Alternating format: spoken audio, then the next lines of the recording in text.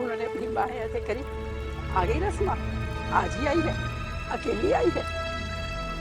और उनके चरणों में सिर रख के मैं रोई और उनके पाँव गीले हो गए।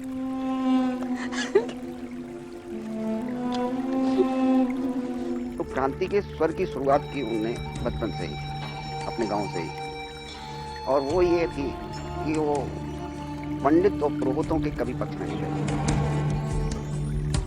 इन्हें ना तो कुछ पता है कि मैं क्या कर रहा हूँ, क्या कह रहा हूँ, न आते हैं, न सुनते हैं, न समझते हैं। अफवाहों पर जीते और अपनी मनगढ़ंत धारणाओं को मुझ पर आरोपित करते हैं। नहीं, वो तो अपनी बात जो है वही कहते थे। सत्य को कहने में उन्होंने कभी कंप्रोमाइज नहीं। तक उन्होंने दूध नहीं दिया। वो इसलिए कि पिछले जन्म में 3 दिन की साधना शेष रह गई थी और वो यदि पूरी हो जाती तो इस जन्म में आने की उनको आवश्यकता नहीं थी। ओशो जो है, गिल्ली डंडा खेलना हो तो गिल्ली डंडे की चोट करते थे, इतनी कुशलता से करते थे, लगता था कि जैसे पूरी चेतना के साथ वो खेल की क्रिया को कर रहे हैं। नदी उनकी सबसे प्रियतम जगह थी। मैंने स्कूल से छूटे नहीं, नानी के पास आए, एक कप प्याला भी ठीक से चाय नहीं पीते थे और सीधे नदी की तरफ भागते थे। और नदी में वो अकेले ही बैठते थे और फिर वो रात 10 बज जाए चाहे 12 बज जाए, जब आएंगे तब आएंगे। मैं बगावत का विरोधी नहीं हूँ, मुझसे ज्यादा बगावत का प्रेमी खोजना मुश्किल है। मैं विद्रोह का विरोधी नहीं हूँ, मैं तो विद्रोह को धार्मिक कृत्य मानता हूँ। मैं धर्म को सिद्धांत की बात नहीं मानता, सिद्धांत तो बदल जाते हैं। वो जो कहते थे वो लगता था कि इस दुनिया का नहीं है, कुछ और है। तुम्हारा भगवान भय का भगवान, तुम्हारे सब भगवान तुम्हारे भय से निकले। मैं तुम्हें उस भगवान की याद दिलाना चाहता हूँ जो प्रेम में प्रकट होता है, भय में नहीं।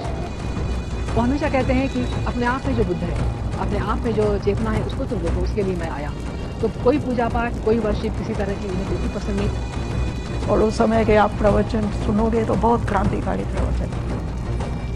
जो मैं कह रहा हूँ अपना अनुभव, अपने अनुभव के अतिरिक्त मुझे और किसी बात पर भरोसा नहीं। जो मैंने नहीं जाना, जो मेरा स्वानुभव नहीं, वह मैं तुमसे नहीं कहूँगा। सत्य को कहने में उन्होंने कभी कंप्रोमाइज नहीं किया। मेरे लिए तो सत्य के अतिरिक्त और कोई परमात्मा नहीं। पंडित और पुरोहितों के कभी पक्ष नहीं रहे और हमेशा उनसे उलझते रहे या उनको पटक नहीं देते रहे। मैं तो शास्त्र विरोधी, समझदार पद खोज रहे हैं, प्रतिष्ठा खोज रहे हैं, अहंकार के लिए नए नए श्रृंगार खोज रहे हैं।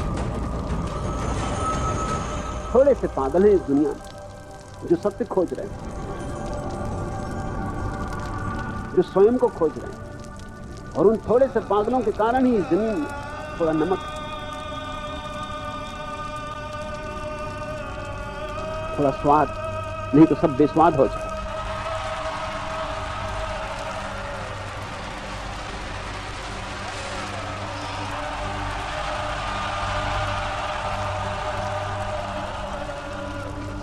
अनंत की यात्रा पर जो निकलते हैं वे डूबने को भी उबरना समझते हैं।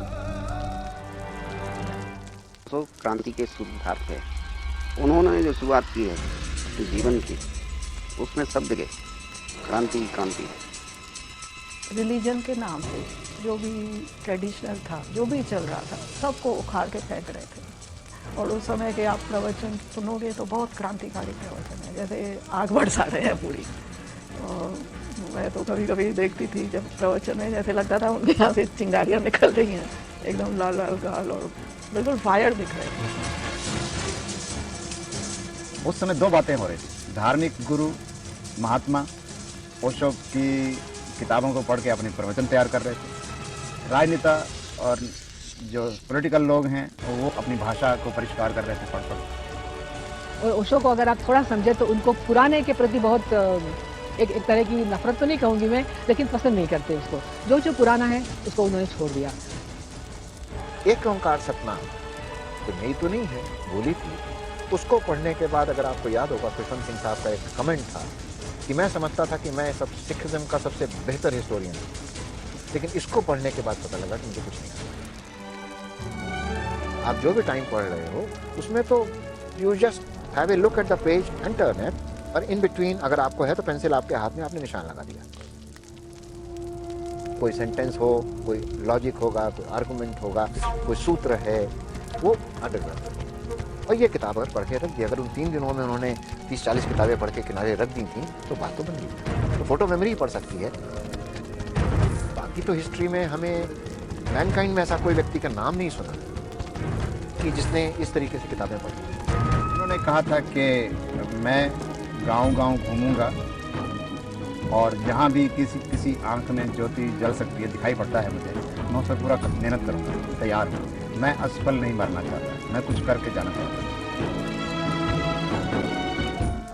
माना कि हमें पता नहीं कहां से हम आए, और माना यह भी कि हमें पता नहीं कहां हमें जाना, लेकिन एक बात सुनिश्चित कि एक दिन था हम यहां नहीं थे,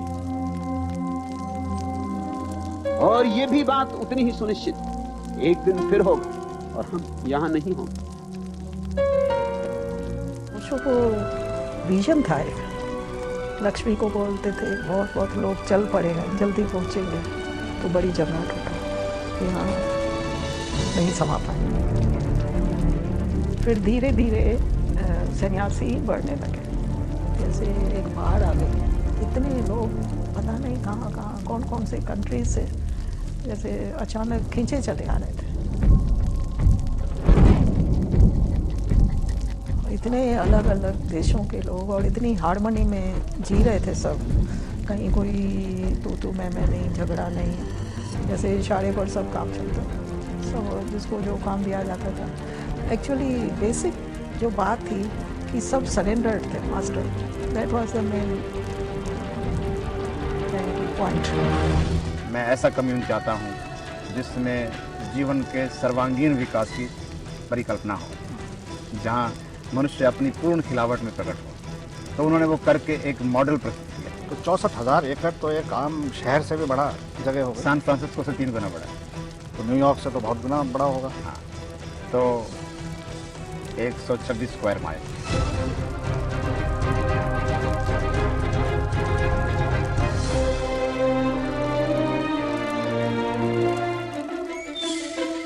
उनके चर्चों में तो लोग आ नहीं रहे, केवल कुछ बूढ़े बुढ़ियाँ आ जाते हैं हर संडे को। तो ये सारे युवा लोगों को तो खींचे जा रहा है अपनी ओर। तो ये तो हमारे लिए बड़ा खतरा है इस व्यक्ति का, इसको यहाँ टिकने नहीं देना चाहिए। Said कि I would be available even in a faster, much better way when I'm not in the body। तब मैं सब तरफ फैल जाऊँ। तुम मेरे शरीर को जाके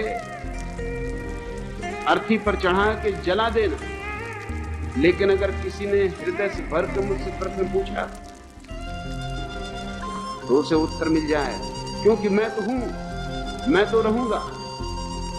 मुझे जलाने का कोई उपाय नहीं और मुझे मिटाने का कोई उपाय नहीं।